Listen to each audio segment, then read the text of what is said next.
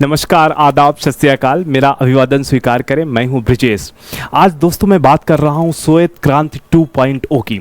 बात क्यों कर रहा हूं? क्योंकि हाल ही में कैबिनेट ने केंद्रीय गृह एवं सहकारिता मंत्री अमित शाह और श्वेत क्रांति 2.0 की शुरुआत की है। हम बात करेंगे श्वेत क्रांति की। श्वेत क्रांति मतलब ऑपरेशन फ्लड की। तो चलिए पहले एक आपको ऑपरेशन फ्लड की एक कहानी बताता हूँ, इसकी शुरुआत कैसे होती है। एक ऐसा राष्ट्र, ऐसा देश जहाँ पे क्या था, मिल्क डिफिशियंट था, मिल्क की कमी से आज हम मिल्क सरप्लस तक कैसे पहुंचे। तो आपको ले चलते हैं 1949 में। 1949 का वो दौर जहां पे हम ले चल रहे हैं आपको गुजरात के खेड़ा में। खेड़ा एक ऐसा एक क्षेत्र था जहां पे दुग्ध का बहुत ज़्यादा में उत्पादन होता था और ये दूध अपना बॉम्बे मिल्क सोसाइटी को बेचते थे, जो कि ब्रिटिश गवर्नमेंट के द्वारा एक कंपनी चलती थी। और खेड़ा में जो उत्पादित दूध होता था, यहाँ से बिचौलिए दूध लेते थे और वो दूध मिल्क सोसाइटी बॉम्बे को ले जाते थे। इससे वहाँ के जो किसान थे उनको बहुत ही ज़्यादा दुखी थे कि मतलब वो इतना मेहनत करके प्रोडक्शन करते हैं पर उसका फ़ायदा वो नहीं ले पा रहे थे। तो इन्हीं समस्याओं को लेके एक वहाँ के जो मशहूर किसान नेता थे त्रिभुवन दास, वो मिलते हैं किससे? सरदार वल्लभ भाई पटेल से, क्योंकि सरदार वल्लभ भाई पटेल भी कहाँ से थे? खेड़ा से थे। और मिलते हैं, उन अपनी समस्याओं को बताते हैं। तो सरदार वल्लभ भाई पटेल कहते हैं कि आप एक सहकारिता समिति बनाओ और अपने दूध को खुद आप करके बॉम्बे मिल्क लिमिटेड के दो। पर ये बात इतनी आसान नहीं थी, क्योंकि सहकारिता बनाने के लिए, एक सोसाइटी बनाने के लिए हमको क्या लेना होता? ब्रिटिश परमिशन लेना होता था। पर परमिशन इतना मिलना आसान नहीं थी। तो फिर क्या होता है, वो बैठ जाते हैं स्ट्राइक में और 15 दिन तक कंटिन्यू स्ट्राइक में बैठे रहते हैं। जब एक भी बूंद खेड़ा का दूध बॉम्बे मिल्क लिमिटेड को नहीं जाता है तो अंततः क्या होता है? समझौता होता है और एक क्रेडिट जो है कोऑपरेटिव सोसाइटी बनाने की मंजूरी मिल जाती है।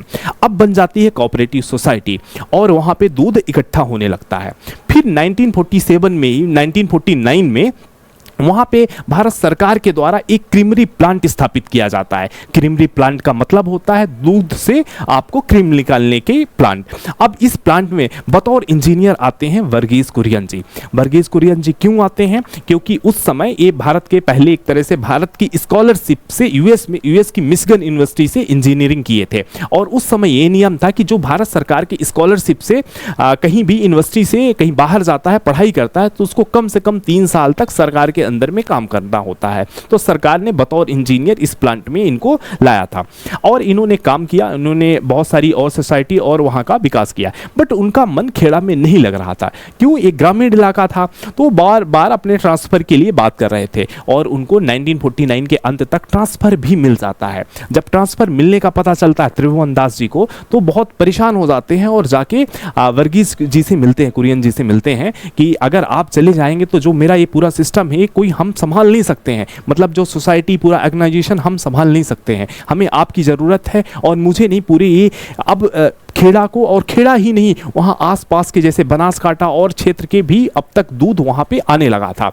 तो बहुत रिक्वेस्ट के बाद वर्गीज कुरियन जी मान जाते हैं और उनको बतौर उस सोसाइटी के मैनेजर नियुक्त कर दिया जाता है। और वो मैनेजर रहते हुए वहाँ पे बहुत सारी और सोसाइटीज़ बनाती हैं, सब सोसाइटीज़ बनाते हैं और पूरे क्षेत्र में अब न केवल खेड़ा बल्कि वो आनंद जो ज़िला था उसके संपूर्ण एक तरीके से वहाँ तक ये पूरा सिस्टम इनका फैल गया था।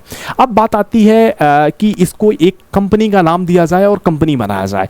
तो वर्गीज कुरियन जी इसका नाम देते हैं अमूल। अमूल अर्थात अमूल का फुल फॉर्म क्या होता है? आनंद मिल्क यूनाइटेड लिमिटेड।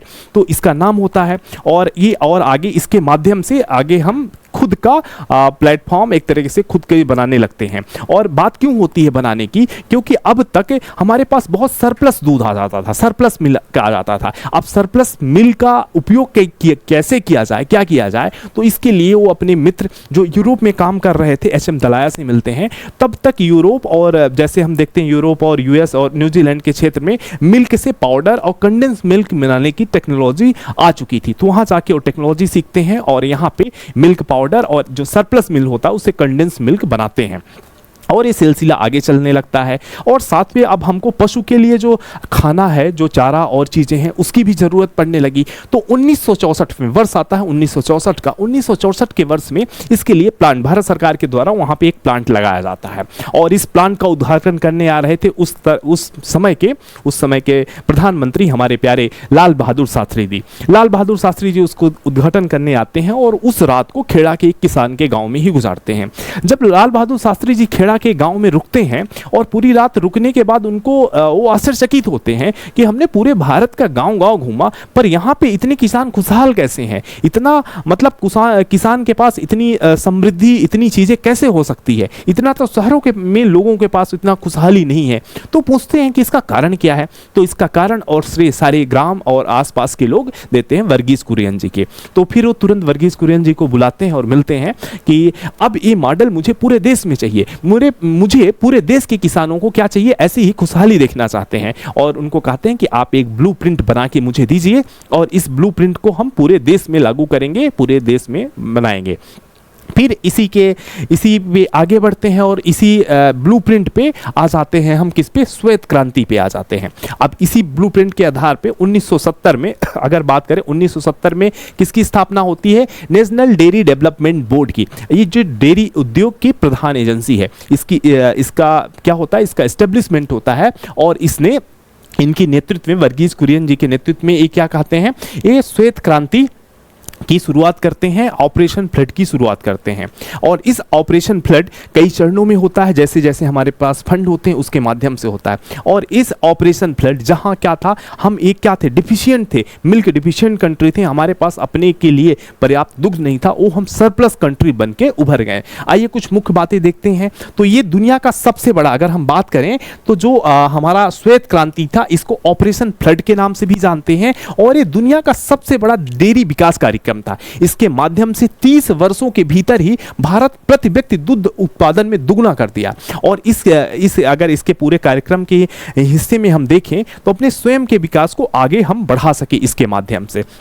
और आगे हम देखते हैं और आगे देखें तो इसके आगे बढ़ते हैं तो श्वेत क्रांति के कई चरणों में हम देखते हैं। जैसे अगर हम पहले चरण को देखते हैं तो पहला चरण 1970 से 1980 के द्वारा होता है। इसमें हम इसके यूरोपीय संघ के द्वारा दिए गए यहाँ पे बटर ऑयल और स्किम्ड मिल्क पाउडर की बिक्री का उपयोग इस चरण में वित्त पोषित करने के लिए किया गया। मतलब वहाँ से जो एक्सेस मिलता था उससे हम मिल्क बना के और यहाँ पे यूज़ करते थे। और इसके बाद इस दौरान में हमने क्या किया, भारत के 18 प्रमुख मिल्क शेडों को भारत के 4 जो महानगरी शहर दिल्ली, मुंबई, कोलकाता और चेन्नई के उपभोक्ताओं के साथ साझा किया। इसी तरीके से हमने, ये तो पहला चरण था। फिर हम देखते हैं दूसरा चरण, इसमें हमने 18 से बढ़ाकर 136 कर दिया दुग्धशालाओं की संख्या, दुग्ध दुकानों का विस्तार किया और ये सिलसिला हमारा बढ़ते गया। और बढ़ते बढ़ते हम 1996 और ये पूरा आज तक को हम पहुंच जाते हैं। आज तक में हम क्या हो जाते हैं, आज की बात करें तो आज हम फिर से उसी का जो वही जोश उसको फिर से उत्साहित करना चाहते हैं। और उस उत्साह का आगे का जो कदम होगा वो होगा श्वेत क्रांति 2.0 के माध्यम से। और श्वेत क्रांति 2.0 जहां इसका मुख्य उद्देश्य केवल दूध तक सीमित न होकर इसका उद्देश्यों की अगर बात करें तो यहाँ पे हम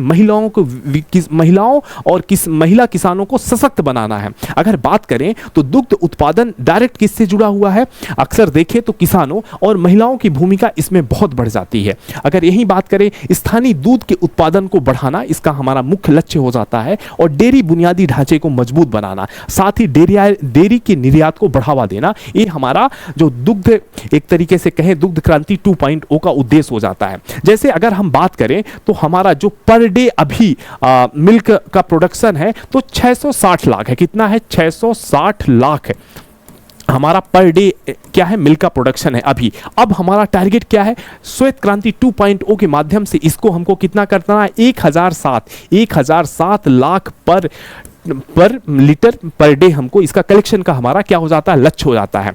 और इसका जो श्रेय था, जैसे इसको काम किसके द्वारा किया जाता है, तो हमने देखा वहां पे क्या हुआ, जो प्राइमरी एग्रीकल्चर क्रेडिट सोसाइटी थी, प्राइमरी सोसाइटी थी, जो सहकारिता समिति के माध्यम से काम किया जा रहा था। तो इस सहकारिता, इसमें क्या होगा, हमारा सहकारिता समिति की संख्या को बढ़ाना, और बहुत सारी सहकारी जो समितियां हैं वो किसके द्वारा, महिलाओं के द्वारा जो चलाई जा रही हो, और इसमें महिलाओं की भूमिका को बढ़ावा देना। तो सहकारी समितियों की भूमिका इसके लिए महत्वपूर्ण हो जाती है। और इसी कदम को आगे बढ़ाते हुए भारत सरकार ने 2021 में कौन से सहकारिता मंत्रालय की स्थापना की थी, ध्यान रखना है आपको, 2021 में सहकारिता मंत्रालय की स्थापना की थी। और इस सहकारिता मंत्रालय के जो वर्तमान में मंत्री हैं वो हमारे अमित शाह जी हैं। और इसका उद्देश्य ही था क्या, सहकारी समितियों का विस्तार करना। और सहकारी समितियों को विस्तार करना, अगर हम वर्तमान में देखें तो केवल 70% गांवों में सहकारी समितियां कार्यान्वित है, सरकारी समिति काम कर रहे हैं। और इसमें अगर बात करें तो 22% किसान क्या है, सहकारी समितियों में के माध्यम से अपने दूध को बेच रहे हैं। तो ये हमारा मुख्य उत्पादन का हो जाता है। अगर आगे बात करें तो अगर इसके मुख्य उद्देश्य की बात करें तो इसमें महिला किसानों को हमको क्या कहना है, सशक्त बनाना है, रोजगार के सृजन को बढ़ावा देना है। रोजगार के सृजन होगा, सहकारी समितियों के माध्यम से दुग्ध और दुग्ध प्लांट लगाए जाएंगे, और जिसका उद्देश्य क्या होता है, जैसे हमने पहले भी बात किया, बिचौलियों को हमें क्या करना है, कमी करना है, जिससे ज्यादा से दूध की जो मूल्य है वो मुख्यतः किसानों को प्राप्त हो सके। अगर हम बात करें कि यहाँ पे जो, अगर हम इसके उद्देश्यों की अगर बात करें तो यहाँ पे 80% तक अगर हम बात करें तो यहाँ पे 80% तक जो दुग्ध की वैल्यू है, 80% वैल्यू हमको किसके मिलना चाहिए, किसानों को मिलना चाहिए, जो उत्पादकों को मिलना चाहिए। 80% तक की वैल्यू को हमको देने का हमारा लक्ष्य हो जाता है। और इसके किसके द्वारा कार्यान्वित किया जाएगा, हमने बताया जो हमारी मुख्य एजेंसी है नेशनल डेयरी डेवलपमेंट बोर्ड के माध्यम से इसको आगे हमको कार्यान्वित करना है। और ये क्या होगा, ये जो हमारी क्रेडिट सोसाइटीज होंगी, जो कोऑपरेटिव सोसाइटीज होगी, उसके माध्यम से आगे बढ़ाएंगे। अगर आज हम बात करें कि हमारे पास दुग्ध की स्थिति क्या है, तो हम दुग्ध डिफिशियंसी हम कहां पे हैं आज, अगर हम बात करें तो 459 459 ग्राम प्रति व्यक्ति आज हमारी क्या है, स्थिति है। अगर हम बात करें तो यह जो वैश्विक स्थिति है उससे आगे हैं हम। अगर हम वैश्विक स्थिति की बात करते हैं तो ये कितना है, ये 323 ग्राम प्रति व्यक्ति है। पर कैपिटा मिल्क जो कंजम्पशन है ग्लोबल कितना है, ये बात कर रहे हैं हम, ग्लोबल की, वैश्विक की बात कर रहे हैं, ये हमारे भारत की है। तो आज हम कहाँ पे हैं, सरप्लस में हैं, हमारे पास वैश्विक जो दुग्ध की स्थिति है उससे ज़्यादा है। अगर और बात करते हैं तो इसके अगर हम दुग्ध उत्पादन में बात करें तो आज हम मिल्क प्रोडक्शन में फर्स्ट हैं। मिल्क प्रोडक्शन में क्या है, हमारी कौन सी पोजीशन है, फर्स्ट पोजीशन है। मिल्क प्रोडक्शन में हमारी फर्स्ट पोजीशन है। अगर हम बात करें तो इसमें मुख्यतः सबसे ज़्यादा कहाँ पे प्रोडक्शन हो रहा है, तो पंजाब में हो रहा है, और सबसे कम कहाँ पे हो रहा है, तो वेस्ट बंगाल में हो रहा है। तो ये हमारी मुख्यतः हम आज जिस क्रांति से हम देख रहे हैं, उसी क्रांति को फिर से हम जगाने, और उस क्रांति का महज केवल उद्देश्य दुग्ध उत्पादन तक न रखकर रोजगार सृजन, महिला सशक्तिकरण और लोगों को एक तरीके से मेन विकास क्रम में इंक्लूसिव बनाना, इसका लक्ष्य हो जाता है। और हम कैसे करेंगे इसके बारे में हम यहाँ पे देख लेते हैं, इसके चरण कैसे करेंगे। इसके लिए इसमें जो वर्तमान में हमारी जो दुग्ध की खरीद है, जैसे उसमें हमें 50% तक की वृद्धि करना उद्देश्य हो जाता है श्वेत क्रांति 2.0 की। और जो ये इसका कार्यक्रम किसके द्वारा किया जाएगा, राष्ट्रीय डेयरी विकास बोर्ड NDDB के द्वारा किया जाएगा। और वह स्वयं के संसाधनों को इस पहल में उपयोग करेगी, जो स्वयं के संसाधन, जो उसके पास पैसे हैं उसका उपयोग करेगी। इसके लिए वो क्या करेगी, 1000 पैक्स क्या है, प्राइमरी एग्रीकल्चर क्रेडिट सोसाइटी को 40,000 रुपए प्रदान करेगा। और साथ में 1 लाख नई और मौजूदा जिला सहकारी समितियां और बहुउद्देशीय जिला सहकारी समितियां और बहुउद्देशीय पैक्स की स्थापना और सुदृढ़ीकरण करेगा। इससे होगा क्या, इससे हमारा बुनियादी ढांचा के साथ साथ दुग्ध उत्पादन से जोड़ा जाएगा, जिससे किसानों एवं गौपालकों की आजीविका में उल्लेखनीय वृद्धि होगी। तो ये हमारा दुग्ध क्रांति 2.0 है। और उसी आशा और उसी विश्वास के साथ कि फिर से हम एक नई क्रांति लिखेंगे इसके माध्यम से, और जो मुख्य जो उद्देश्य है महिला सशक्तिकरण और महिला सशक्तिकरण, आय में वृद्धि, वो तो हम पूरा करेंगे ही। तो ये रहा हमारा दुग्ध क्रांति 2.0 पर विशेष वीडियो। आज के लिए बहुत बहुत धन्यवाद। आगे नेक्स्ट वीडियो में फिर मिलते हैं। Thank you so much. जय हिंद, जय भारत।